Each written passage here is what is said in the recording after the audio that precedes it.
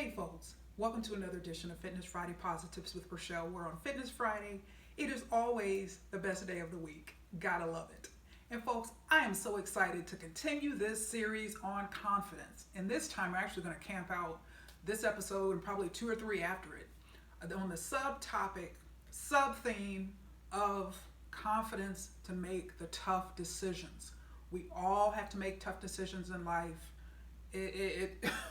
And sometimes, folks can be paralyzed by the concept of even thinking about making tough decisions, but folks, we gotta act. We have to have the confidence to make the decisions that ultimately may be tough, may not be fun, may not be pretty, but they have to be done. They have to be done. And in last week's episode, I talked to you a little bit about my vision for Fitness Friday Posi-TIPS and how that's evolved over the years, and how leaders, particularly as leaders, we're all tested in various areas. And for me, even on Fitness Friday Posi-TIPS, I'm tested because remember I told you last week, years ago, I made the decision, actually, and this is true any type of platform, any type of speaking, public situation. I've already made the decision years ago that it's going to be professional, it's going to be a professional approach and not a personal approach. And so even here on Fitness Fridays, I talked last week about how professional versus personal, what the difference, how that would look like on these Fitness Fridays from a leadership perspective. I'm always talking about leadership. And I think about how even on Fitness Friday, how I am tested, but based on that decision, that tough decision that I made years ago, because folks, in my opinion, just for me personally, and this isn't to talk about anybody else who may do similar type of episodes and all of this and that, but for me, to have made a personal decision, like, you know what, I want Fitness Friday Posi-TIPS, I want all of my public-facing interactions to be personal. Okay, well, no.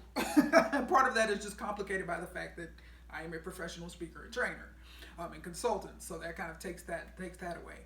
But personally, on Fitness Fridays, to just be able to sit here and just tell you what I'm very opinionated, to just sit here and just tell you what I think and just talk about whatever my gym happens to be at the time. But people aren't interested in that. The bottom line is people don't care. And so yes, I do some of that occasionally. I may give some, story times or something of my gyms and all of this and that. But from a personal standpoint, yes, that kind of stuff is acceptable. But from a professional standpoint, no one cares. That destroys your credibility. There's just so many things that's wrong with that from a professional standpoint that, I can't do. And so I've been tested along the way of these years. When I first started Posi-TIPS, I was a member of Powerhouse Gym. And so from a testing standpoint, from a confidence standpoint, and I look back now and how grateful I am for that experience, what happens when the founder, the co-founder really, the other co-founder passed away in 2005, when Will Davish starts watching Posi-TIPS and Fitness Friday Posi-TIPS. So I used to post more. I used to have more of the Posi-TIPS, which is kind of non-fitness oriented, just kind of life inspiration and challenging you in that area. And I do that from time to time. But I had to make a decision about a couple of years ago that trying to do both on a weekly basis, that was just too much. So I had to say, well, which one am I more committed to? And it was Fitness Fridays. And that's why I'm far more consistent with these than I am on just my regular Posi-TIPS. But he was a loyal watcher, very loyal watcher of my Posi-TIPS. It was like every day. But what do you do when you're a member of the gym and it's the franchise co-founder and he's watching your Posi-TIPS? Well, I'll tell you what I did. The same thing I always say, the vision for Posi-TIPS: tell the truth and help people. And looking back, I realized just how beneficial that was. I didn't appreciate it at the time. Just looking back, I'm like, wow, that was really good. That was a really good experience for my confidence to be able to sit here on a Fitness Friday with a franchise co-founder, an icon in the industry, watching. But I realize even, now from a leadership perspective is, and I've said this and more in the context of leadership and leadership development, is the higher you go in leadership, whether you're talking about a Fortune 50 company, a small business, a fitness franchise, whatever the case may be, typically, not always, but typically the higher levels that you go of leadership, the less likely people are going to tell you want to tell you, I should probably qualify that, to want to tell you the cold, hard truth. There'll be more of a tendency to tell you what you want to hear because that's just human nature. And the self-preservation, people want to keep their jobs. And so that's one thing he could count on. You watch Fitness Friday, Posi-TIPS, you're going to hear the truth. You may not always like the truth, but you're going to hear the truth. And so that was a good experience, and that was a great test for me from a leadership perspective, from just a confidence perspective. And then I moved on to Planet Fitness. And the test there, looking back now, it's clear as day, is do you show favoritism? Okay, with with all their different locations. You remember those episodes? I would talk about my visits to different locations.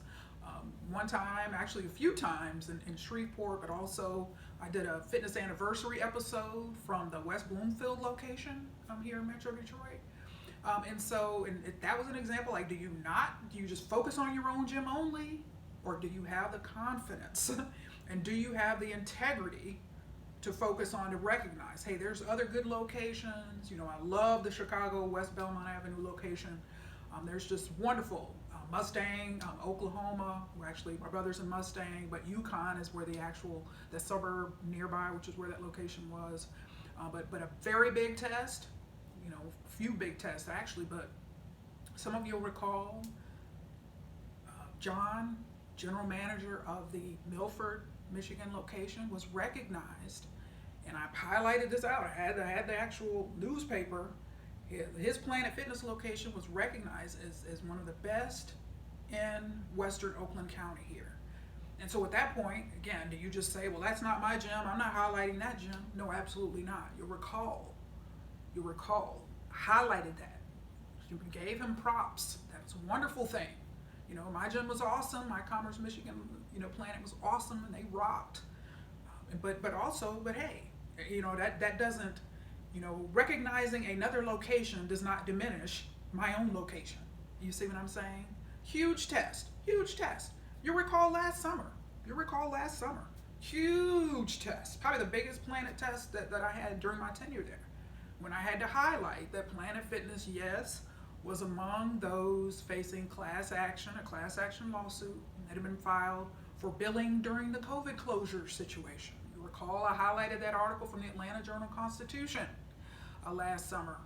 And so talked about that, highlighted that. That was the truth. Of the situation, but I highlighted other entities who were also facing similar issues, some legal and litigation issues. But yes, was I not supposed to mention the Goliath of the industry from a fitness facility standpoint because I was a member? I owe it to you. I owe it to myself. I owe it to just my calling and my purpose in life to just operate with integrity, to just be balanced, to be objective, as hard as it may be at times. You see me now, proud, happy member of Edge Fitness, Farmington Hills. Gotta love it. All right, the challenge there is not to over promote. Why? Because this season of my fitness journey it's epic. My membership there is epic. Why? Because I have a facility with a great temperature and my favorite cardio machines. I mean, it's just it's historic. It's kind of like my historic experience in what 27 plus years here. Last 27 plus years has been, I'm either going to have my favorite machines or I'm going to have a good, decent temperature. And so it's just those two pointers for me have been diametrically opposed in my fitness journey that I've been a member of. Now, if I've been to different facilities, maybe 2 or 3 times where I could say that's been the case, but I haven't been that I was there, on a guest pass or something like that. So, but I can't over promote because why? The personal Rachelle is like, oh, let me tell you how good it feels to be on my favorite machines and have great temperature. Oh, how great it feels to be able to attack the track again. Got a track in my gym again. So, it's just things like that. But why? I can't do that from a professional perspective. I just cannot do that. So I am tested. Here on these Fitness Friday episodes, I'm tested. But I take the test as a challenge that I just embrace and welcome with open arms. Embrace with open arms. Because there's always opportunities to learn, to grow, develop, and I just see things, certainly more clearly now than when I first started. But I made that tough decision. This is going to be a professional extension of what I do, and so I just can't do certain things that I may want to do that may be easier, like my commitment to objectivity. Why? Operating as a professional, what do I have to do? Okay, made my life more complicated. I spend time in other gyms. I'm at grand openings. I'm doing different things. I spend a lot of time focusing outward on the industry from this level, not on this level of my own gym, which that whatever gym that happens to be at the time. I can't have this macro, this tunnel vision micro approach. It has to be top level macro approach. And so that's what I do, folks. But we are all tested. We all have to make the tough decisions. And so we've got to just be willing to make them. And so moving on, wanted to kick off this episode here in terms of more media discussion. The July-August edition of Athletic Business, I was actually catching up on reading this. And so there's an article here in the Owners Club. You know, Chris Stevenson, I highlighted him. He replaced the one and only Rob Bishop, who had that role for a number of years. And so I just want to highlight something really quickly here before I move on. And so the title is, and it reinforces that point that I made last week and the week before, that again, the opportunity that exists in the fitness industry, because we have, once again, we highlight this every year. This number does not change. When the CDC releases this number, is this statistic that Centers for Disease Control, for those who may not recognize it, CDC, 2/3 of adults in this country are either overweight or obese. So because of that statistic, the opportunity is there. And so we can't lose sight of that. We just can't lose sight of that. That opportunity remains. But this particular article really drives the beginning. It's actually obviously on onboarding. But let me tell you really quickly what it says here in the beginning. Chris Stevenson says, according to Rich Humphrey of MobileFit, only 15% of health club members have the self-efficacy to succeed in meeting their health and fitness goals on their own.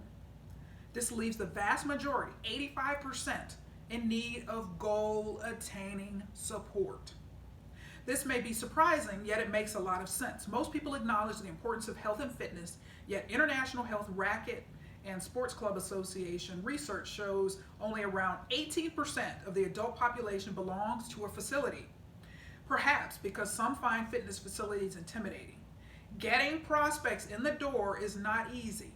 Therefore, it is essential to make people feel welcome once they're in your facility. And so it goes on to talk more about onboarding, but there we go. 85% are in need of goal-attaining support. And that's just, of course, we're talking about, that's formal facilities.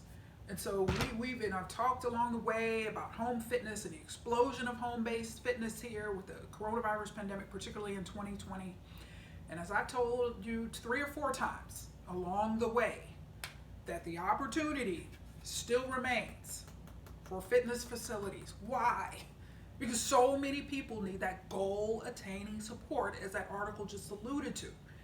And as I've stated, probably in not so pretty terms, yes, a lot of people may be working out at home now, but it's just, you got to know what market segment are they in? Are they beginners? Are they intermediate? Are they advanced? Are they seasoned?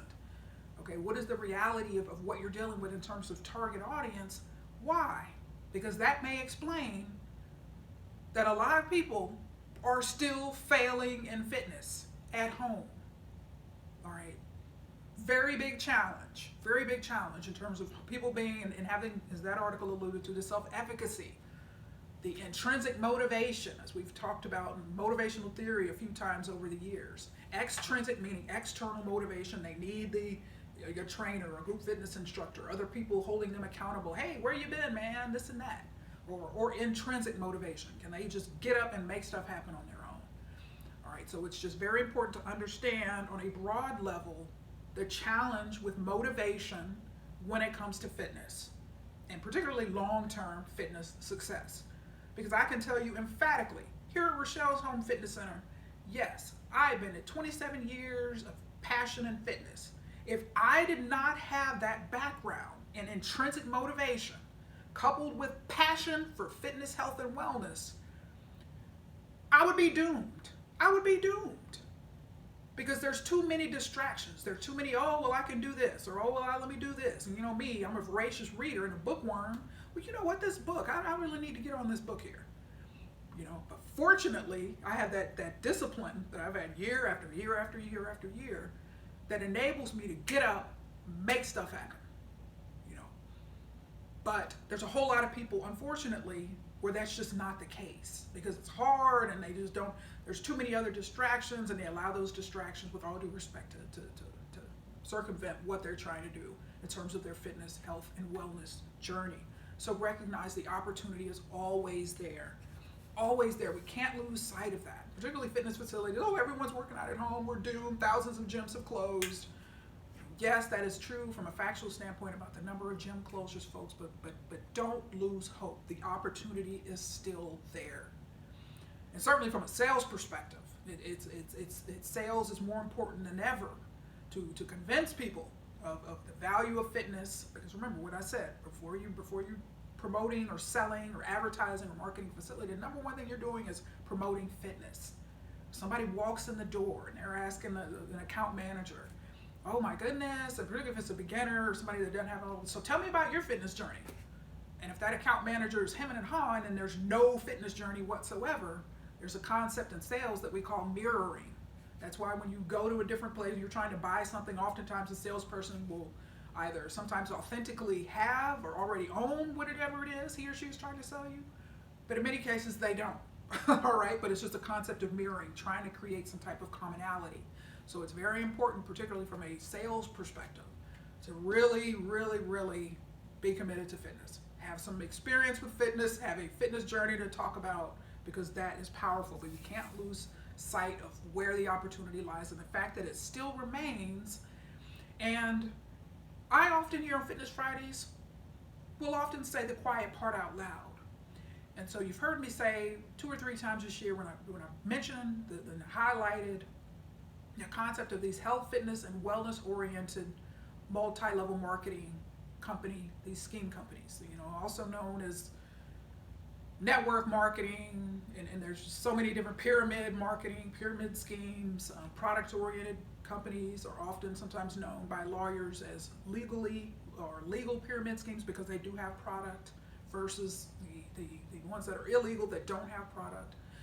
And so that industry and they number of those MLM companies, health fitness oriented, as well as those that were not in that particular space, saw a lot of growth during the coronavirus pandemic.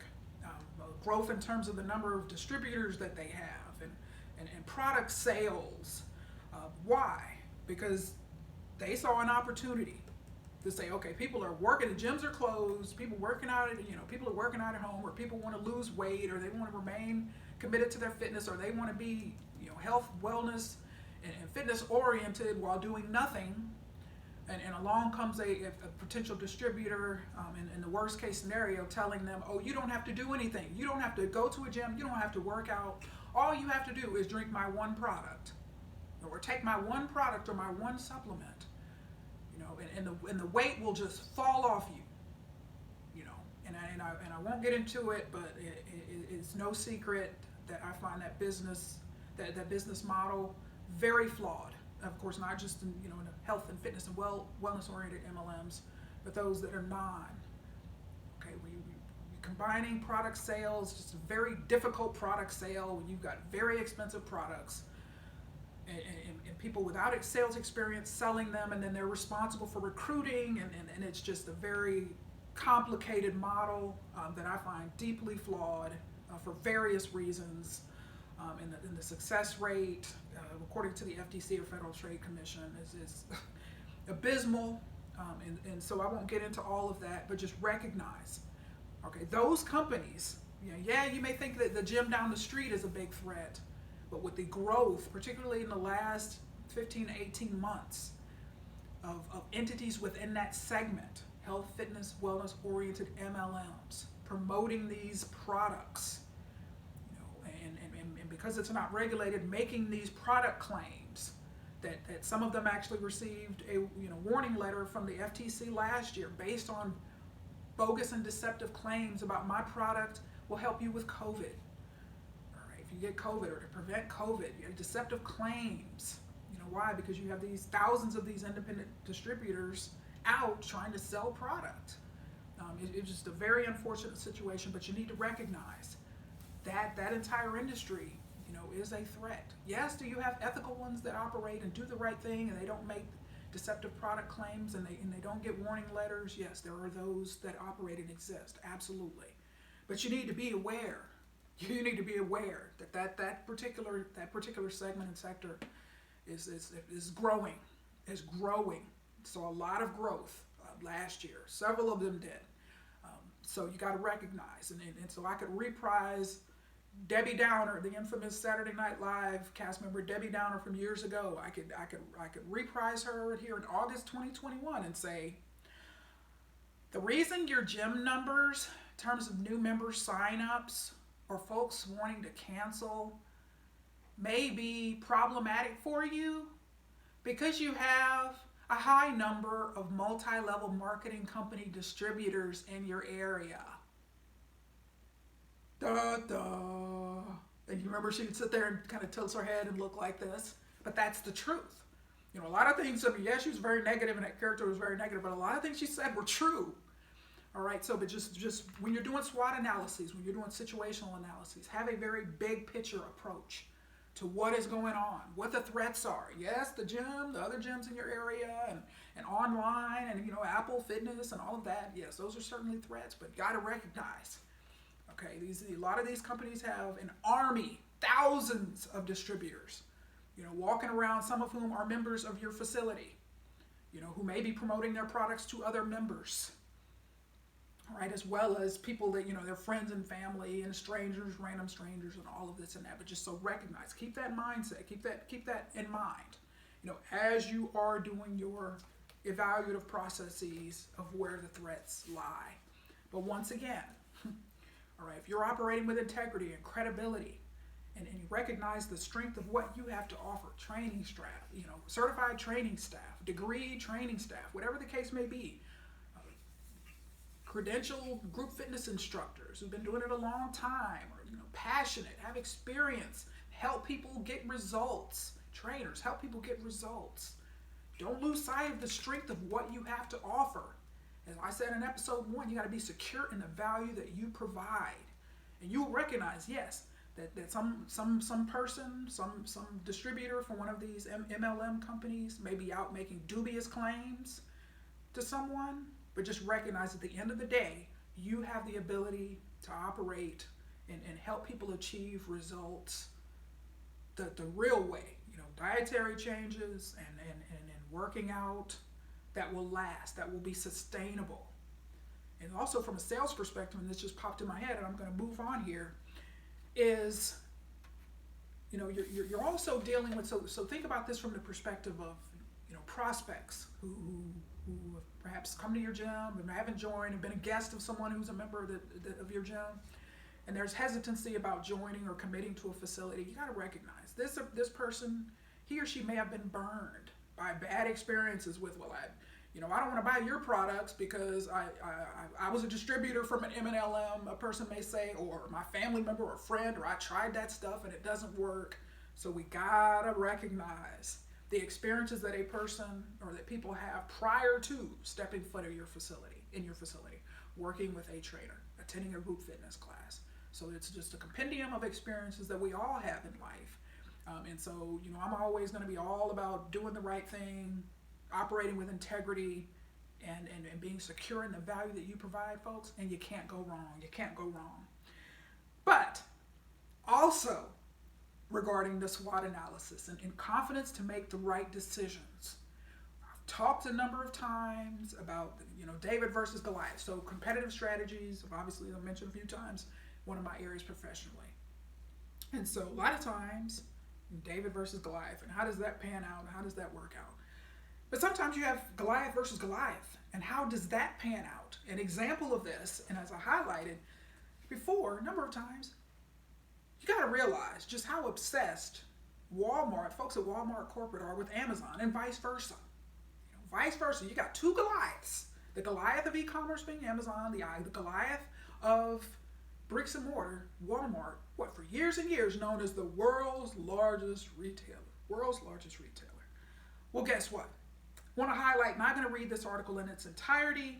The title of this article in the New York Times is, "People Now Spend More at Amazon Than at Walmart."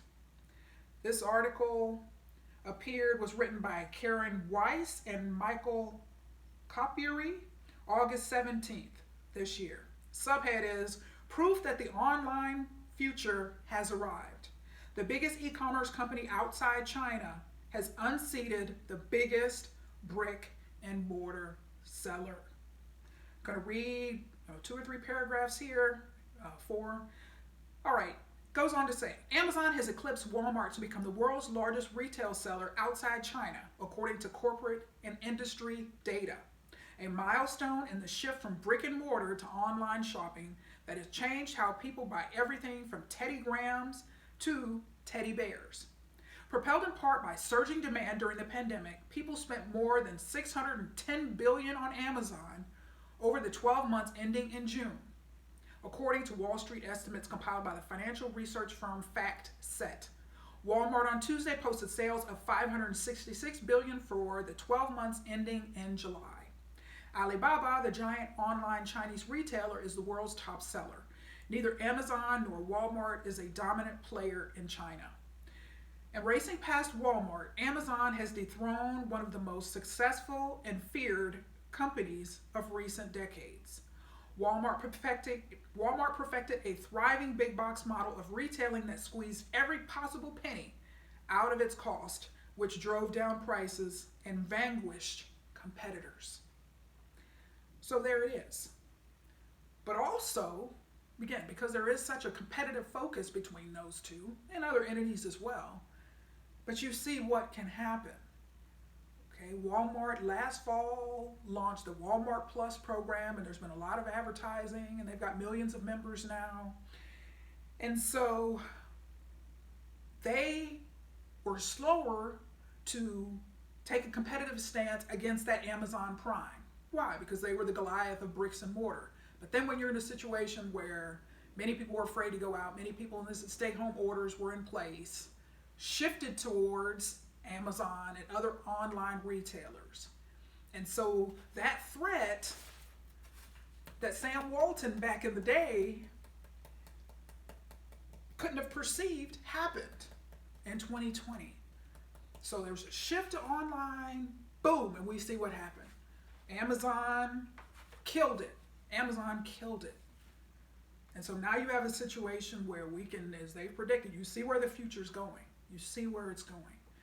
And so Amazon launched that program. Prior to that, didn't see a need to directly compete head-to-head with Amazon Prime. But now they have a similar program. It's not as built out in terms of features of the program, but I'm sure in due time they will continue to build that. They're going to have to continue to build out that program for it to be genuinely competitive. All right, but Walmart, just being Walmart, has invested a lot, and they've got millions of members in that Walmart Plus program. But it just goes to show the value of staying on top of your competition and recognizing where trends are going, where opportunities lie. Because you will be unseated. You may be the Goliath in your market right now, but an entrant can come in over the next 12 to 24 to 36 to 48 months and unseat you. All right, and this isn't promoting fear. On Fitness Fridays and professionally as well as personally, I don't traffic in fear. I don't traffic in drama. I don't traffic in conspiracy theories. None of that. I traffic in facts. All right, and so you just have to be prepared. Because that way, okay, when a new entrant enters the market, all right, you've done your competitive analysis and you recognize, what your strengths are. You're able to neutralize those competitive threats that may emerge in the next months or years. You're able to adopt and pivot and shift towards online service offerings and product offerings if need be. So, but life is always going to throw surprises at us. And we can't predict everything because we're human beings. We're imperfect human beings. But we can be prepared. We can evaluate and study and know what's going on in the market. Bam! Why? Because before those were just, oh no, I never saw this coming. But here's a wonderful example of making the tough decisions and realizing what is going on and what needs to happen in terms of from a competitive standpoint. But it takes confidence to make those tough decisions and to recognize that, hey, There's always going to be, oh, we shouldn't do this. We shouldn't take that approach. I don't see it going. And when you clearly see the trends are going in a different directions, you may have some naysayers saying, I don't think that that's what we should do. But if you do your research, you do your competitive analysis, and you see the trends going where they are, you're going to have the confidence to be able to act before it's too late. A person, as I stated last week, a person who struggles with confidence and profound and prolific insecurities is going to have tunnel vision to the hilt, because they don't want to look around, they don't want to study other fitness facilities, they don't want to study health, fitness, and wellness-oriented multi-level marketing companies to recognize, what are their product offerings, what are they saying, what product claims do they have, what are the features of their products. No, in order to be prepared, we have to be willing to open our eyes and look around and be willing to study and evaluate what is out there. What is out there? Have you been to any of your competitors' websites? Have you toured any of their facilities? Do you know? Can you objectively evaluate what's going on? Or are you just so busily focused with tunnel vision that no entity exists outside of yours? I mean, it's a wonderful thing to be focused. It's a wonderful thing to be committed and passionate and focused on what you obviously your facilities. But you got to be willing, your product, your service, but you got to be willing to open up and say, what's going on? What is there something we need to tweak? Is there something we need to do? Not in a fear-based, reactionary, oh no, we're doomed, we got to start doing this. But, okay, you know what? These are our strengths. These are our weaknesses. We can pivot here. We can make some adaptations here. Remember, this is all about being you, the best you can be. Not trying to imitate someone else, because you will fail. That's true on a facility level as well as a personal level. And so, the courage to make the tough decisions. Here we go. We got another Goliath, the Goliath of the smartphone sector. So, this article appeared in Detroit News, and it was an AP or Associated Press article by Michael Leidke. It was published August 12th, 2021. The title of this article is Samsung Slashes Prices and Bid to Boost Foldable Phone Sales. Not going to read all this article, but want to make a few quick points here. So it goes on to say, Samsung is hoping cheaper but more durable versions of its foldable phones will broaden the appeal of a high concept design that so far fizzled with customers. The electronic giant on Wednesday launched its effort to turn things around with two new products designed to function as both a phone and, when unfolded outward on a hinge, a tablet. The larger Galaxy Fold 3 boasts a 7.6-inch display when unfolded and will sell for $1,800, a 10% drop from last year's model. The other device, the Galaxy Flip 3, looks more like a flip phone, but can still be opened from its clamshell position to a 6.7-inch display. It will sell for $1,000, more than 25% below the price for last year's original model.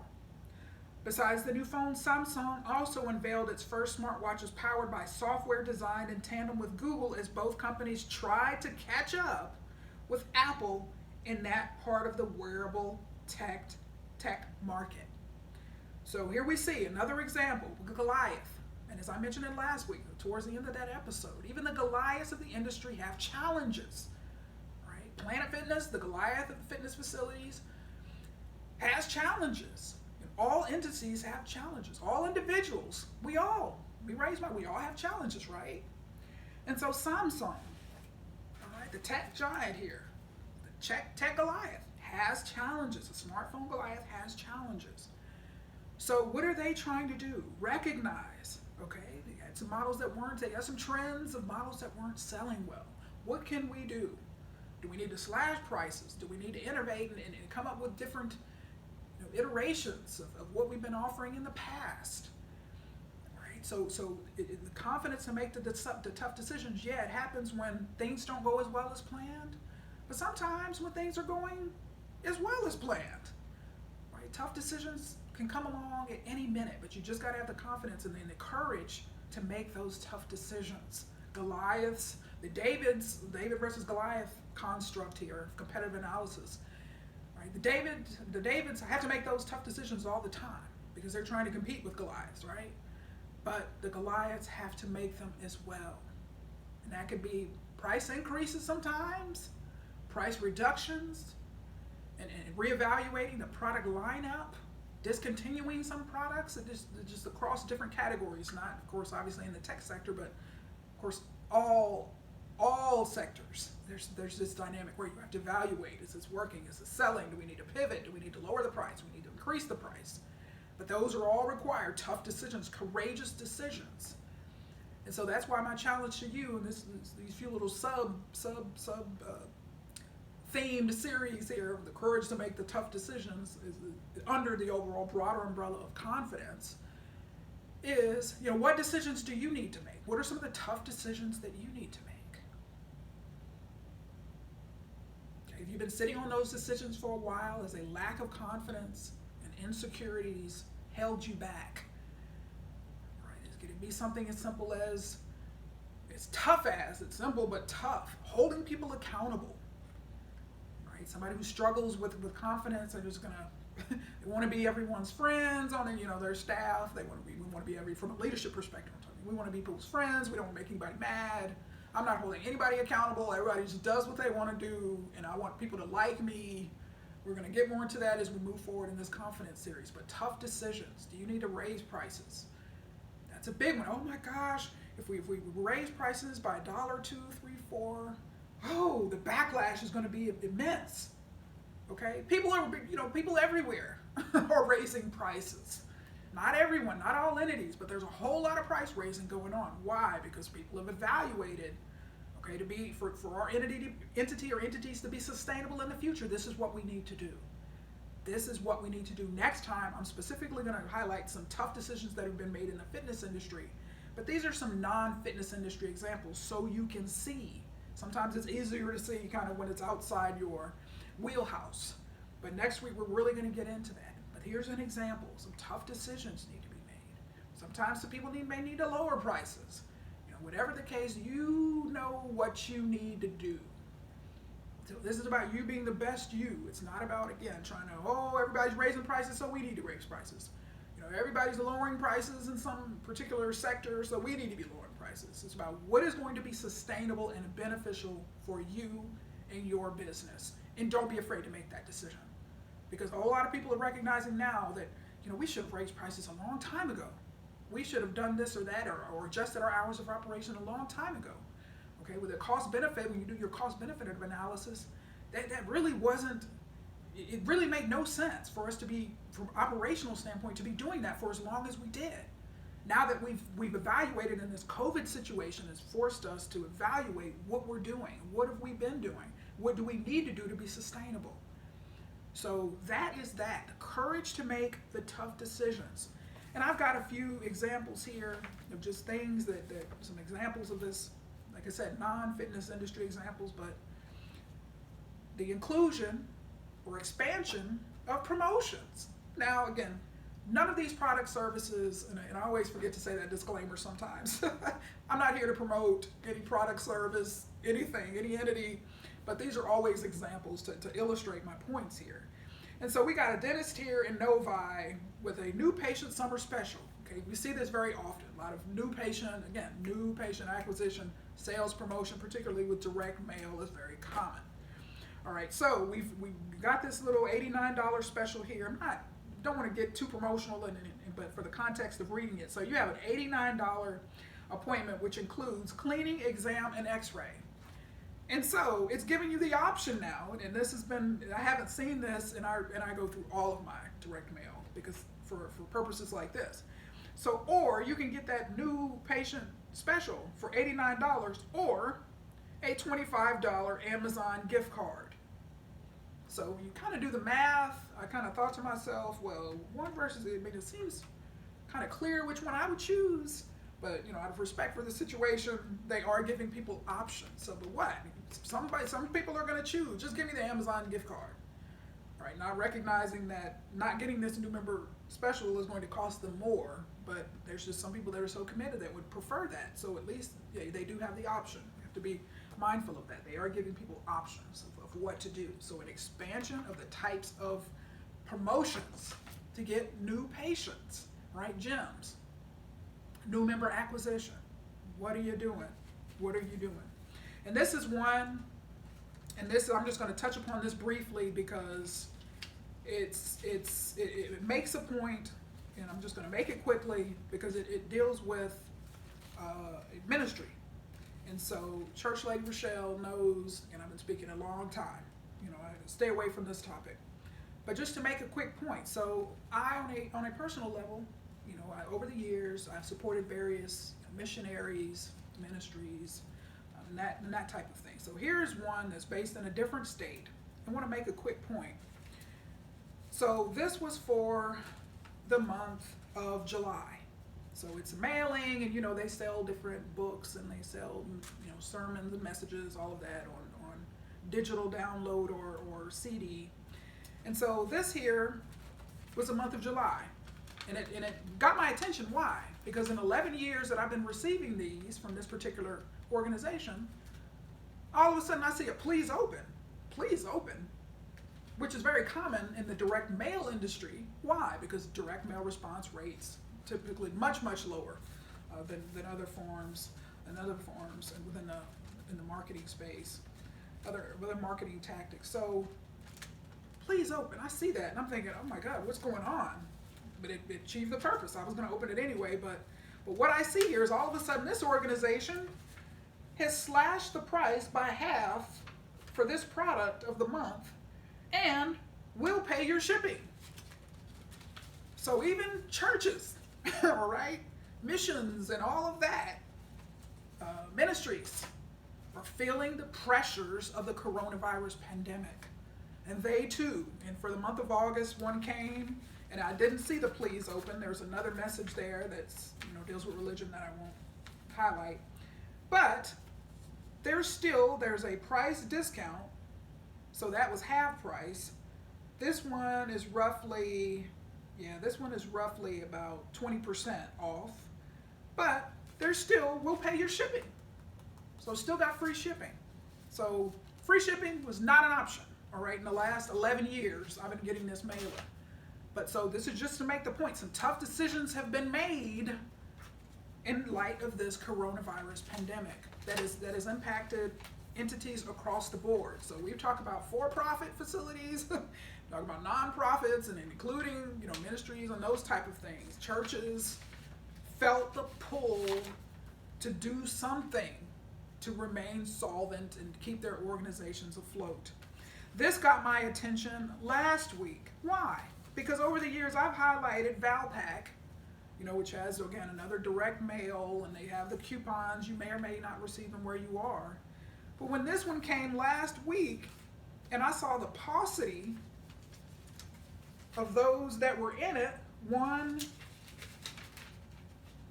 two that just fell, 3, 4, 5, 6, 7, 8, 9, and 10.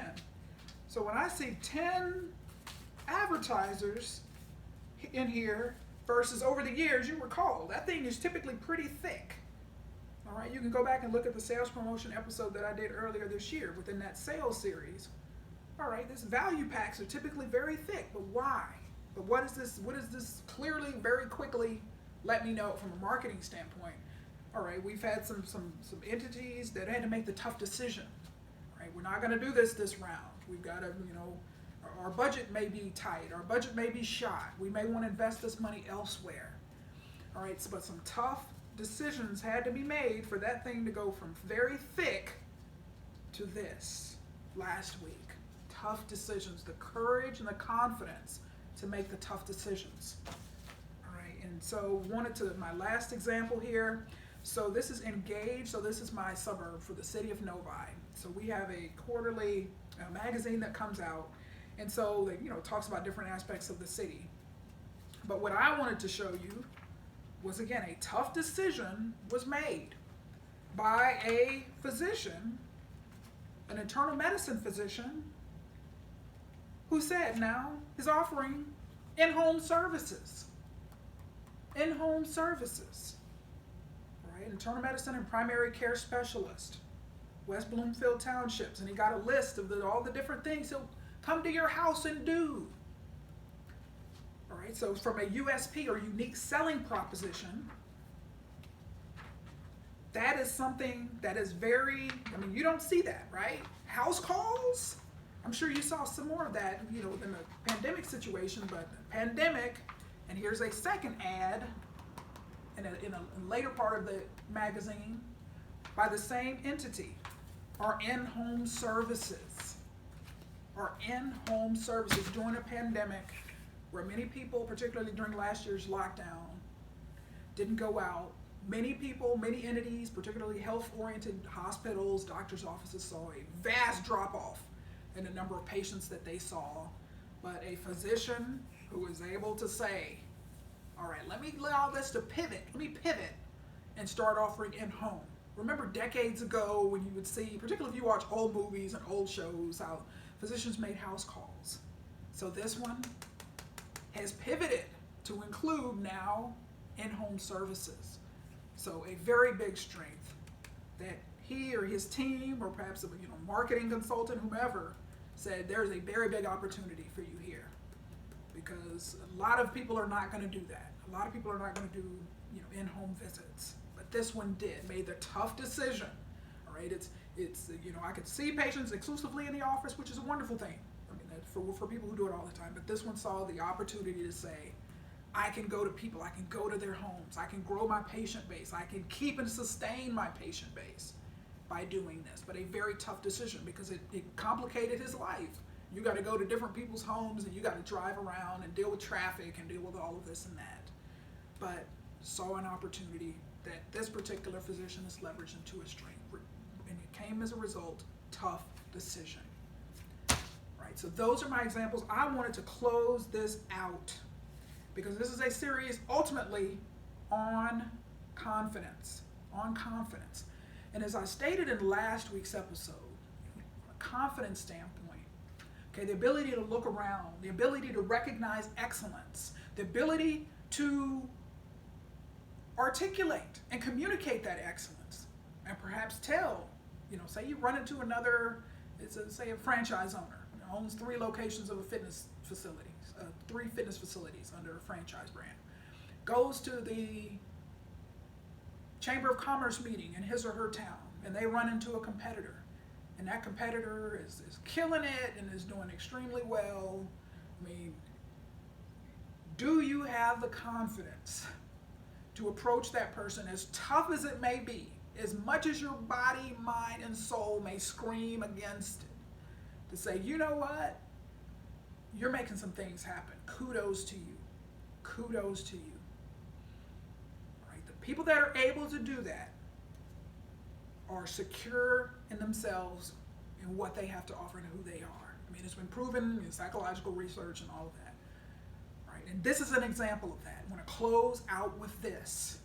The ability to congratulate your competitor even when you lose.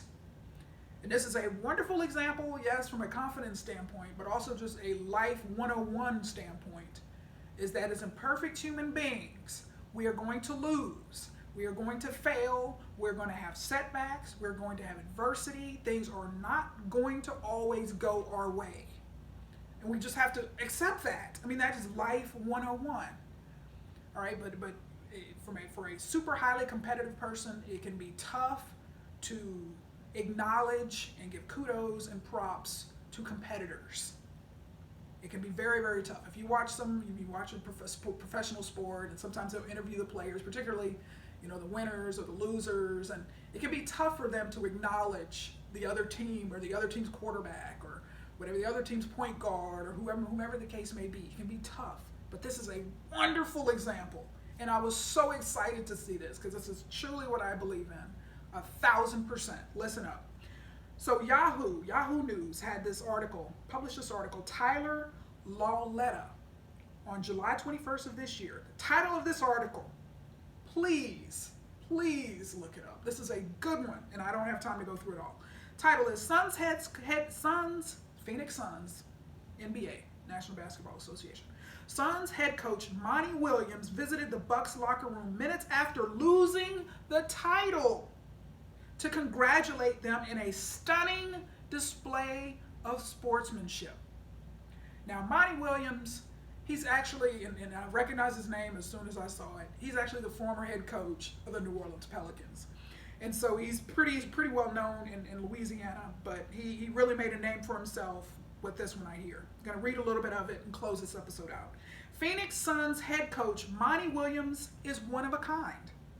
On Tuesday night, Williams' Suns lost to the Milwaukee Bucks in the NBA Finals with the Bucks superstar Giannis Antetokounmpo lifting the trophy in front of the home crowd. Just minutes after the Suns' crushing loss, Williams walked into the Bucks locker room to congratulate his opponents on their hard-fought victory. With Bucks players and coaches decked out in goggles and awaiting sparkling wine, Williams spoke with grace, thanking the team that was in the middle of a celebration he had undoubtedly hoped to be hosting for his own team. I don't want to take away from the celebration, Williams said. I just wanted to come and congratulate you guys as a man, as a coach. You guys deserved it, and I am thankful for the experience. You guys made me a better coach, made us a better team. Congratulations. Williams' display of sportsmanship is nothing short of stunning. In what had to be one of the hardest moments of his professional career, Williams showed an amount of heart that goes beyond basketball. So I'm not going to read the rest in the interest of time and closing this out, folks. But you couldn't see it, obviously, because I've got on long sleeves. But even reading that again, it just gave me goosebumps because it was beautiful. Beautiful. And as that article alluded to, a stunning, historic display of sportsmanship never seen in professional sports. Never seen like that. So what we see there is a man in the midst of a crushing defeat. There was a leadership test. There was a leadership test there. Do I take the high road? Do I congratulate the team? I give them their necessary and well-deserved props, kudos? Or, as would be certainly understandably from a human standpoint, do I wallow in defeat and self-pity and anger and disappointment? Which one did he choose? Which one did he choose? The tough decision, all right? I'm going to go in that locker room. I'm going to hold my head high. I'm going to congratulate them and make the excellent point, again, from a leadership perspective. You made my team better, and you made me a better coach. So recognize, and from a competitive standpoint, from a leadership standpoint, this is something I often say, and I espouse this belief, and it's something I teach. You got to be happy for your competitors when they do well. Yes, be happy for yourself when you do well, but you got to be secure enough in who you are to not feel like the scum of the earth when you lose members to a competitor, whatever the case, because life happens. That's going to happen. You're going to lose. I'm going to lose. We are going to fail. I'm going to fail. We're all going to fail. Okay? Adversity is universal, but it's how we handle the times of disappointment and loss and rejection and adversity that serve as reflections of our character, but yes, most definitely a reflection of our confidence, how we feel about ourselves and how we feel the success of others. Is that interpreted as a threat? Is it a zero-sum game? All right, so would acknowledging someone else's success mean that you're an absolute loser? Would that person, that hypothetical scenario I gave about the franchise owner who has 3 locations and he runs into another facility owner at a Chamber of Commerce meeting, and instead of avoiding the person, hiding out or dodging the person, walks up, shakes his or her hand, hey, you're really doing a great job. And perhaps even takes it to the next level.